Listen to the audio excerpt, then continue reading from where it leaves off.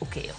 Bethuolo mar ndiko nyakoro mogi nyinga en George Bati. Komiti mar od bura mar Senate manono nek Mashakahola okoni Paul Mackenzie winjo yawne bura kaluwore kod puonj mobam manokelo tho mar jokanyo mag din mare. Kokalo report margi komiti no kotene kod Danson Mungatana okoni dwaro nitie mondo mi kanise duto mathurka ondikre bwo tado achiel mondo mi kel yot yango kit puonj mag moko kuom dinde mathurka. Bang' timo nonro margi kuom dweche buora ka gitemo kolo adieri ewi timbe jadolo Paul Mackenzie manokelo tho mar maloyo ji 400 e bungu Mashakahola. Komiti mar Senate mane timo nonro ogolo duoko mayango ting' Mackenzie, rode manitie kod okenge mowinjo kawo mar reso oganda jo Kenya ewi puonj makoch manyalo kelo midhiero e kinde mabiro. Kokalo lipot magigolo, komiti notudo Mackenzie kod thoe Mashakahola koting'o tiyo kod jomoko manokodo mondo mi owuond jopiny mondo oriwre kod din mare. Bende ni Mackenzie nowuondo jolupne ni odhi miyo gilo kendo kawo kuomgi omenda makore lach. Komiti nokoni giro ni Mackenzie ne oloso kweth moro mane otiyo godo kaka nyapara kendo chiwo kum ne jokanyo mag din mare mane dwani migi thuolo mar chiemo, kado mar kumo joma ne dwaro chiemo bende ne ochuogo kama en owuon kod kweth mane okodono ema ne gin jong'ad bura. Puonj Mackenzie bende ne okelo tho mar nyithindo kokalo e tamogi e chiemo. Mackenzie bende yangore ni ne otamo jolupne yudo chenro mochuno kaka somo kod thieth, ka bende ne opogo jolupne kod ji mamoko e kinde manodarogi kendo terogi Shakahola, kama en to ne ochiemo to jolupne to notamo mondo kik yud chiemo. Lipodno bende yango tudruok mar Mackenzie kod kweth mar Voice in the Desert manyayo puonj mobam kendo okwedo chenro mag sirikal. Kopogore kod temo umo nek Mashakahola kokalo pidho alot e liete joma ne giiko, bende Mackenzie ne onyisa chaya e kinde manoba wacho ni apisa mag arita kanotiyo gi dhok mar Kitawaramba.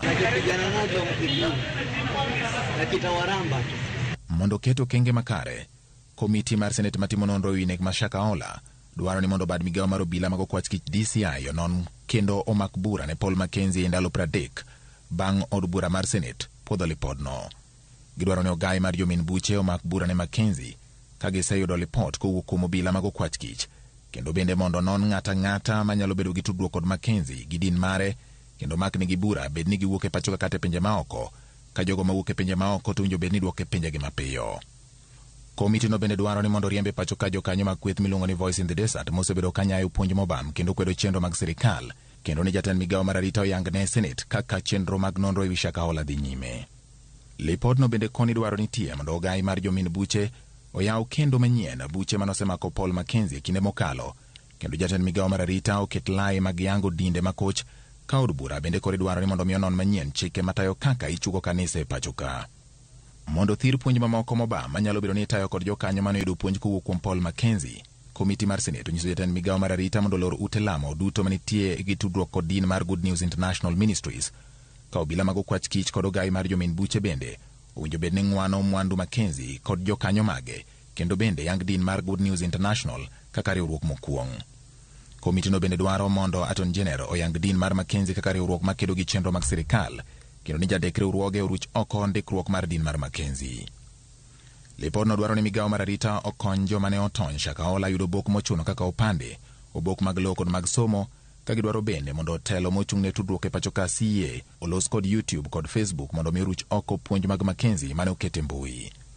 CA bende dwaro ni mondo mi oket chike magayo puonj mobama michwalo e mbui, ka idwaro bende ni mondo gimakre kod duol mar ute mag fwambo mathurka e tamo Mackenzie kod joge yudo thuolo moro amora mar twak e ute mag fwambo ma pacho ka.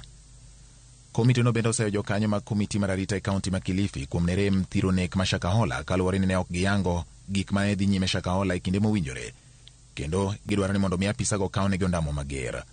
Apisa ma lipodno koni ne oninde tich oting'o Joseph Kemboi, Charles Kamau Wanguhu, Solomon Odera, Agamso Guracha, Augusto Kuna, Hassan Hamara, Calvin Malowa Otieno, Daniel Muthusi Muleli, Jacinta Wesonga, Paul Maweu kod Joseph Yator.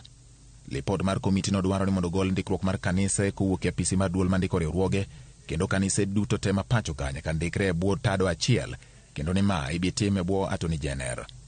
Dinde bende ibiro dwaro mondo mi obed kod board mang'iyo yoregi mag omenda. Lipodno bende dwaro ni tudruok e kind Paul Mackenzie kod Ezekiel Odero non kod jamin buche, katelo mar tudruok CA bende nyaka koro non puonj mora madinde chwalo kachopo ne jopiny ahinya to kokalo yore mag tudruok. Poni lipodni opuodhi, biro chuno ni ute mag lamo mathurka ondikre e bwo tado achiel mabiro kelo yot e yango kit puonj magichwalo ne oganda magi. George Bati, Ramogi TV. Duol mok mar piny owacho makelo ratiro ma oganda Kenya Human Rights